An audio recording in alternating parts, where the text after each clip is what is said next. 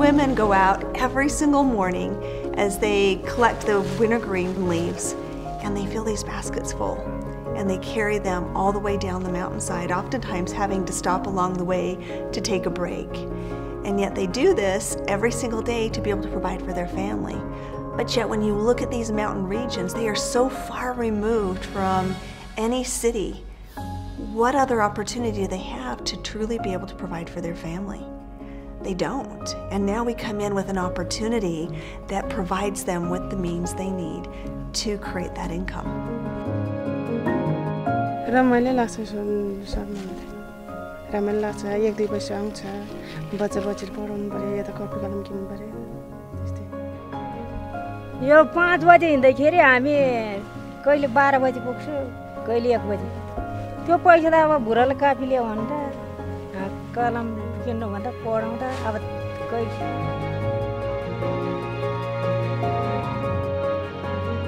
They get up in the morning before the kids are awake and are able to provide for their family, whether that be through school supplies, whether it be food for the family. They're able to work as much as they want because of our demand for wintergreen. Sky's the limit.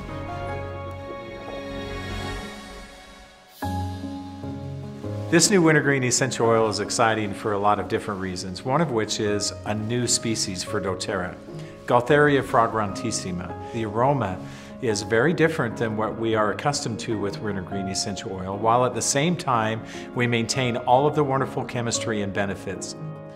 One of the challenges with wintergreen essential oil is to make sure that the oil is not synthetic. And while doTERRA does a tremendous amount of testing that has become more and more sophisticated, we also have the advantage of working directly with the source. We're intimately involved from the very beginning all the way through the end process when we provide this beautiful essential oil.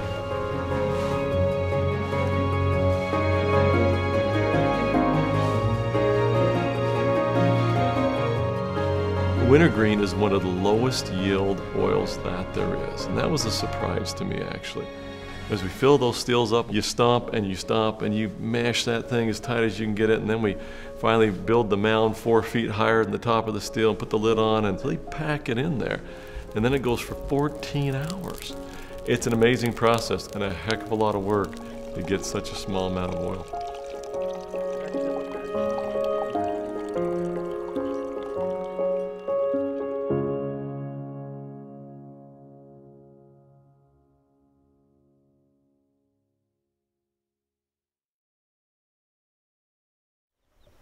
It's been about a year we started working in these villages.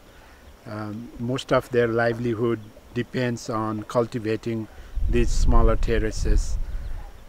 But we found out a local resource called wintergreen, and we are so happy that doTERRA has come to partner with us in purchasing what they can produce.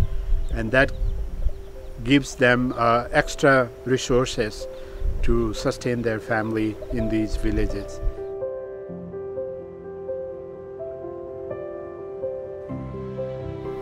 In our desire to find the highest quality essential oils in the world, we turned to Nepal for their wintergreen source. We worked with 2 specific districts, the Dholaka district as well as the Longjun district. And you can imagine how our hearts broke as we learned the news of the earthquakes, knowing that these 2 areas were the heart of the earthquake and received the most damage. You know, we were already working in Nepal. We'd been working on this co-impact sourcing relationship for the wintergreen for some time.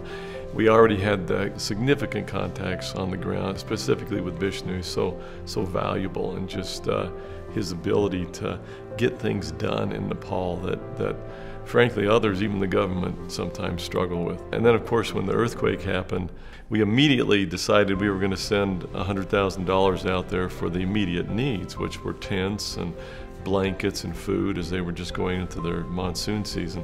But then we got this thought almost as fast. Our wellness advocates are really generous in their thinking. Why don't we put it out to them, and we'll put out an offer to match, you know, any donations that come that way, and so that's what we did. And in the end, I think we came up with somewhere around $700,000 that we were able to help provide this relief for Nepal.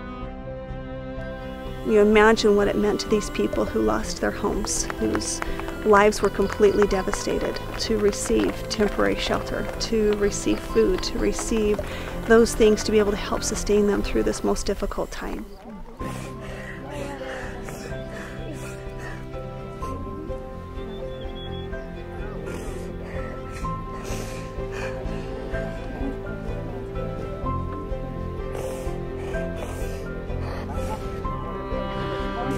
To actually be there and physically see that devastation, to see homes destroyed, to see family and children living under tents just trying to stay dry. It really changed my perspective. And as we were able to meet some of the people that we provided the temporary housing for, Hawa is one that just amazed me. I think of myself in that situation and how I would have responded. I think I would have been devastated. Yet she was so resilient. She was so happy and so grateful. She just kept giving us thanks for the home that she had. Even though it was a small home, she was so grateful. Then to see the little shack, very small, with the goats where she had been sleeping, and you know, as a way to stay out of the rains and so forth. Those are things you just don't forget. I think she was very representative of many of the people that we met in Nepal. They're such a gracious people, and they truly are resilient. They truly are strong, and they will carry on, but they need help.